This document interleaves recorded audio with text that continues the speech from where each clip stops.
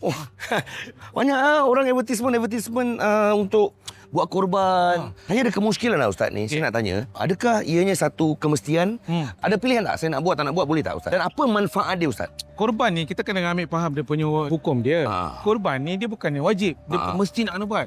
Dia adalah sunnah. Sunnah tu apa? Kalau nak buat boleh, tak buat pun tak ada apa-apa masalah. Oh. Ya, jadi itu hukumnya sunat. Ada mengatakan kalau boleh dalam seumur hidup sekali.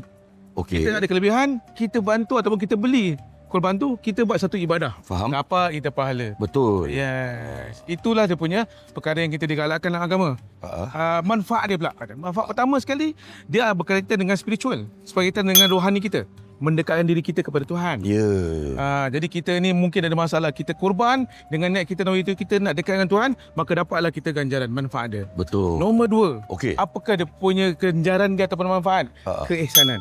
Okey. Kita ada belas ihsan, kita ada rasa sifat rendah diri, sifat memberi, Betul. sifat ihsan, menyucikan diri kita. Betul. Itulah antara sifat yang akan kita dapat apabila kita buat penyembelihan ibadah kurban. Okey. Nombor 3 yang terakhir, Yang kita ni tolong orang susah.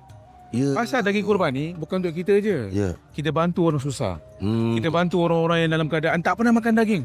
Betul. Jadi the first time kita kasih diorang. Betul. Jadi ada sifat apa tahu, saling tolong menolong antara satu dengan yang lain. Oh, dan yang keempat, saya. Yang keempat. Yang keempat. Sila. Boleh saya berikan sikit? Tambah. Sikit. Maksudnya tu macam dia ada unity in the community. Level high English high. Oh, ya Ustaz.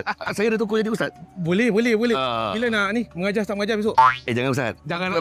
Saya nak tanya ni, betul ke tak betul saya cakap ni tadi? Betul. Dia bermakna apa? Dia ada kesatuan. Kesatuan. Menyatukan umat-umat menerusi ibadah yang mulia. Baik. Ibadah kurban. Baik. Sebab tu banyak orang nak cuba tawarkan. Tapi terpulang pada you lah, nak ambil siapa? Kalau gitu, saya dah tak payah pilih-pilih nak buat ke tak nak buat Ustaz. Saya nak buat Ustaz. Bagus. Bagus semangat ni. Tapi nak buat kat mana? Itulah. Saya tanya Ustaz ni, nak buat kat mana?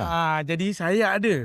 Saya ada ruang nak buat ibadah kurban ada, nak buat ibadah akikah ada, nak tolong orang susah pun ada. Daripada daging yang disembelihkan tu. Ada Ustaz Saya insya-Allah kalau berikan amanah kepada saya akan jalankan amanah dengan baik. Okeylah Ustaz. Ustaz.